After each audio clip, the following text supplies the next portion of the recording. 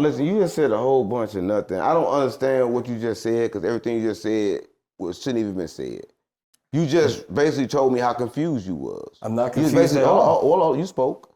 You just basically told me because you have information from this set and this set and this set and this set, which makes you more knowledgeable.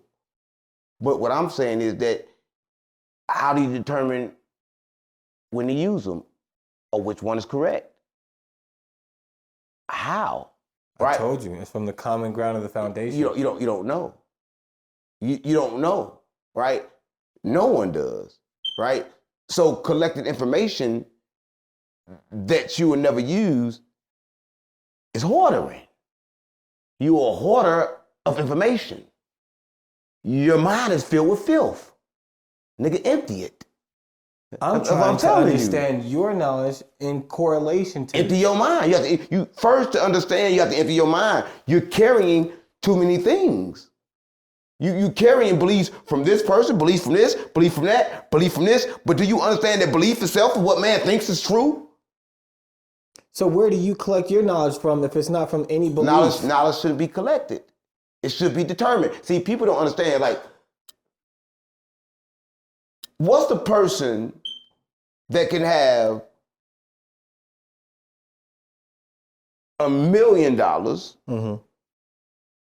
or everything that he want, but on the inside, he empty as shit?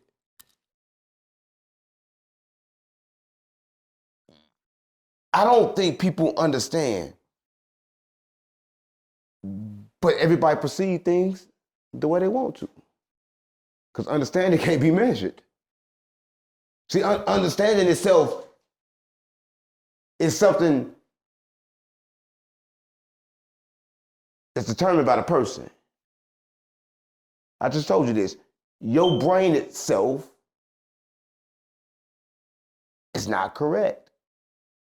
It's giving you a picture based on what it thinks. That's how, I told you again, the books got separated. That's how it's so many different Bibles, because everybody viewed it differently. Different interpretations, 100% correct. Right? And all of them was correct. And everybody fighting for nothing. So you see my correlation?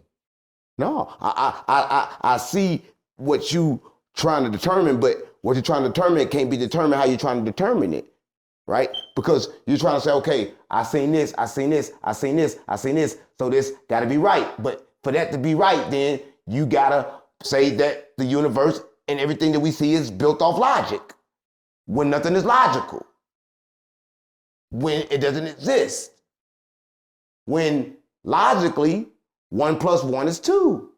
But according to the universe, when I have sex with a woman, we two come together, it's 3. It's a different way to add. It's a different way to subtract. That's all perception. So I don't think nothing ever subtracts or adds. I think it's just selections that come in at different times. So in that 1 + 1 becoming 3, that's creation still. So how does that correlation, how does that relate to you? What they got to do with the Bible? I'm going off of what you just said. No, but we got to stay to what we supposed to talk about. 100%. Yeah, so they don't got nothing to do. I think brain fog is really a thing, and I think y'all both suffer from it. I don't think I suffer from brain fog. I'm keeping it real because y'all can't follow one script. Every time I tell you a scripture, you take it off script. I'm trying to make sure. No, every time you tell me a scripture, I reply to it and I tell you something that fuck up your brain so bad that you forget the scripture. Sort of like life. So okay, so you I make you forget your God. No, not at all. So let's say John 10:10, the devil comes to kill, steal, and destroy. Jesus comes to give life and let it be lived more abundantly. How do you perceive that? It tells you if Jesus came to give life, why come the people that wrote that and produced that killed them?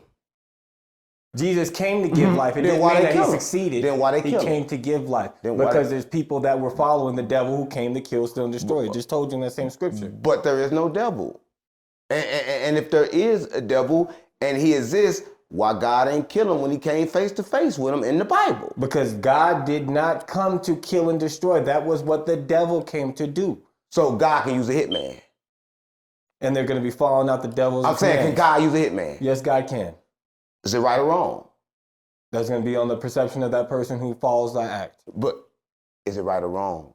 Can God use a hitman? And who determines whether these things are right or wrong? I'm telling you, and I'm trying to tell you this, that this is all human perception.